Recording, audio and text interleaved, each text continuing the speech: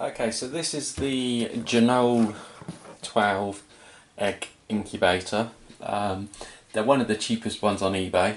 I think it cost us 30 something pounds for this one. So anyway, it claims in all of the listing and all the blurb and everything else like that it can take 12 eggs. So we'll have a look at that, and what we're going to do in the video now is we're going to have a look at this, and then we're going to place some eggs into it, and we'll go right the way through up until the eggs actually hatch, so you'll be able to see it from the start to the finish, whether or not it's any good. Now this is a brand spanking new. I haven't used it at all yet. I've only pulled it out of the box and had a quick look at it. So you've got the power lead that goes just in the top there. It's just a standard IEC controller, and if I flip it up you can see egg incubator Janoel, is that how you say that? 12. Auto turning thermostat setting. So you've then got over here your little and like a control panel where you've got the set, which would be there if you want to change the temperature, and the work lets you know that it is working and it is heating up. You've got 3 buttons at the bottom, set, plus, minus. There's also a hole in the top to allow for airflow. Then if we open it up, you can see in this top bit is where all the gubbins are kept and everything is there.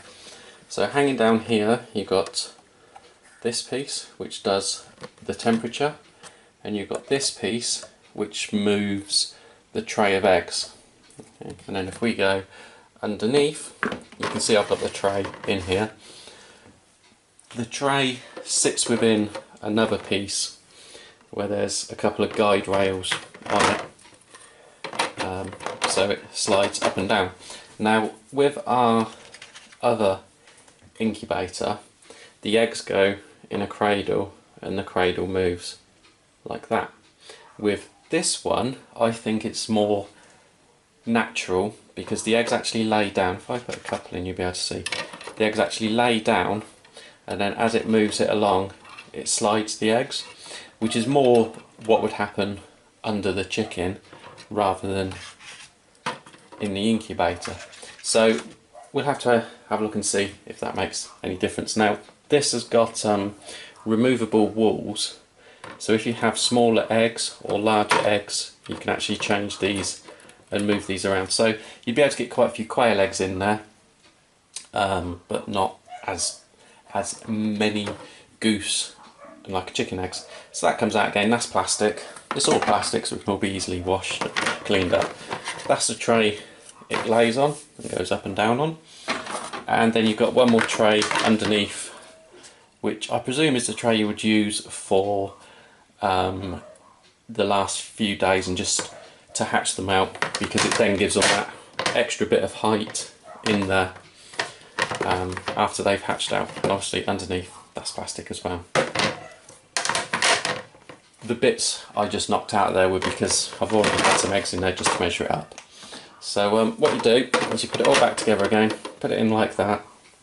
As I say, I've had eggs in just to check it, just to make sure that how many eggs it can actually take. Now these are chicken eggs from our chickens, so we'll lay them in, and you can see you can comfortably squeeze in 6.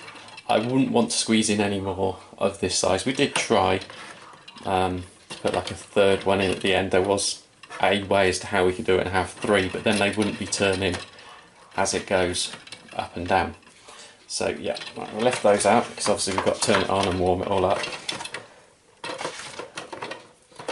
And what you do is you put the lid on, and you've got to get that spike into that slot there.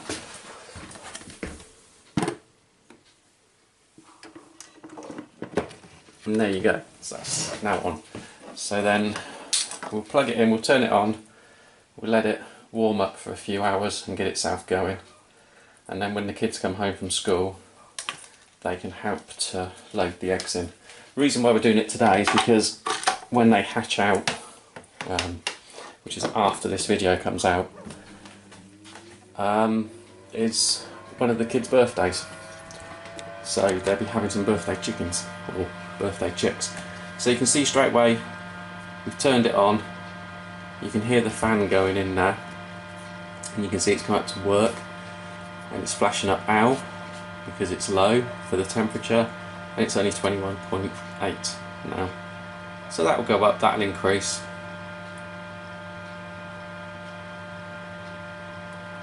There you go, you can see it slowly going up now. So what we'll do is we're going to leave it for a few hours, let it all warm up like you would leave an oven to warm up, so everything's warm and ready to go. And then we'll come back, we'll add a drop of water to the bottom of it, and we'll let the kids add the eggs to it, and then we'll be moving on to the candling and then the hatching, and then yeah, we'll be able to give you our views on the incubator, and also be able to see if the cockerel we have down at the yard is actually working okay. So yeah, right, on to the next bit. Okay, so we've had it running now. It's stayed at 37.5 exactly. It actually does quite well at doing that, and it does come on and flash up as work every now and then.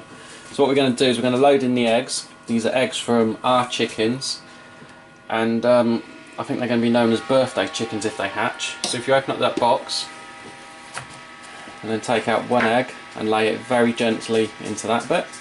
Like that? That's it. And then the next one. Again, put them in very gently. Marvellous.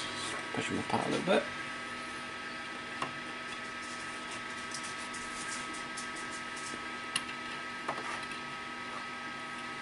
So as I said earlier, there's no need to worry about which way round they're going, how they're pointing, or anything else like that. You just put them straight in, and there we go. And as it swings it up and down, it's actually swinging it about that far each time. So I've been watching it. So yeah, that's been quite good. So yeah, we'll leave these in. We'll get them out in another 10 days, and we'll have a look and see if any are actually working inside using the candler. But other than that, we'll leave it 21 days and we'll see what's what.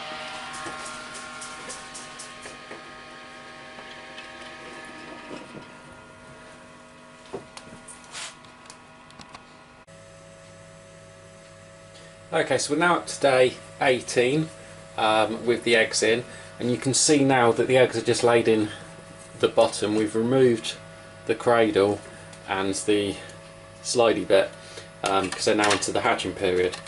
What we found with this is that unlike our other ones which move and then move and then move, this one gradually moves over about an hour or so from one end to the other, and then it just works its way back, and it just goes slowly all the way through, working 24 hours a day.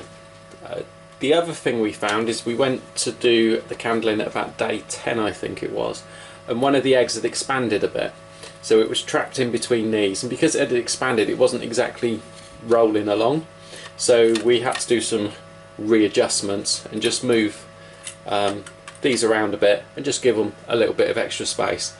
Other than that, this worked pretty well. I was slightly impressed. The only thing I would like to see is a larger version that could take more than 6 chicken eggs. Now, onto the incubator itself. You'll see, I'm not sure why the camera pick it up, but just down here is a little black thing, and I've got you on the tripod at the minute. Let's see if I can move you around and give you a better view. There you go, you can see it's a humidity and the temperature control. The reason why I've got that is because the temperature up here, I don't know why, it doesn't show the exact temperature it is right now. It only shows what you're aiming for. And we had various issues, and we was a little bit unsure as to whether or not it was reading right and correct. So we got one of those off of eBay. It was only something like £3 or something ridiculous like that. It wasn't a huge amount of money. We placed it in there, and it was actually hotter in there than what we had it programmed for. And the reason for that is if we go into the settings, if you press and hold on set, so you've got HU, HD, L5, H5, CA. CA is the calibration. How much do you want to calibrate it by? And this was up at something like 2.5, so it was going to be that it was going to have the base and then it was going to raise it by 2.5, which is obviously wrong, and that isn't what we want. So we went back in and we changed it all, and you can see now we got it set to 37.6, and we found that over time that was the best result to maintain 37.5-ish within there. Now obviously we understand that where that is being read at the top and ours is being read at the bottom, so we're going in between as kind of like a guideline, and we reckon that's just about right. The other thing is, if I go quiet for just a second, you might be able to hear my dog in the background, but you can also hear its fan, and that fan is constant 24 hours a day. That is going to be ripped out and that is going to be changed for a quieter fan before we go into the spring, and when we start using this in earnest to increase our flock basically. So yeah, that is it for day 18. That's everything we've worked out and everything we found so far, I believe. You can see we're down to 3 eggs, but the fact we got 3 eggs in there is nothing to do with the incubator from what I can work out. It's probably more to do with the fact that we've only got 1 cockerel in with 10 girls, and so he's probably wearing himself out.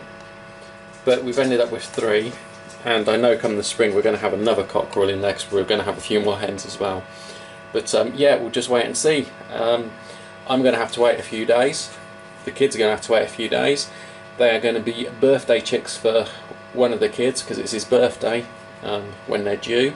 So yeah, we'll go from there, and by the magic of video you're going to see what we see in a couple of days time. Ready for the YouTube click?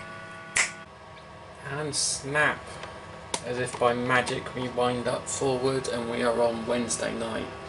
And as you can see, there's 1 egg there that's open. If I come down, you might be able to see in there is in fact 2 chicks. Chick, chick, chick, chick, chick, chick, chicks. You can see them running around. They don't have a lot of headroom in. Oh, there you go, you see. They don't have a lot of headroom in there.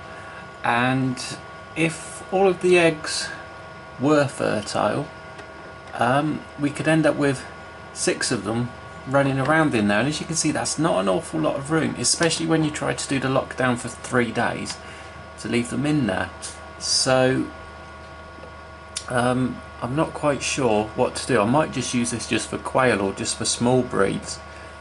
These are hybrids, so they're not the smallest but they're not the largest. We got 1 egg there. We're not sure if anything's going to happen with that. Nothing's happened so far, which is a bit upsetting, but you never know. So yeah, there we go. We're on to day, I think we're day 22 today.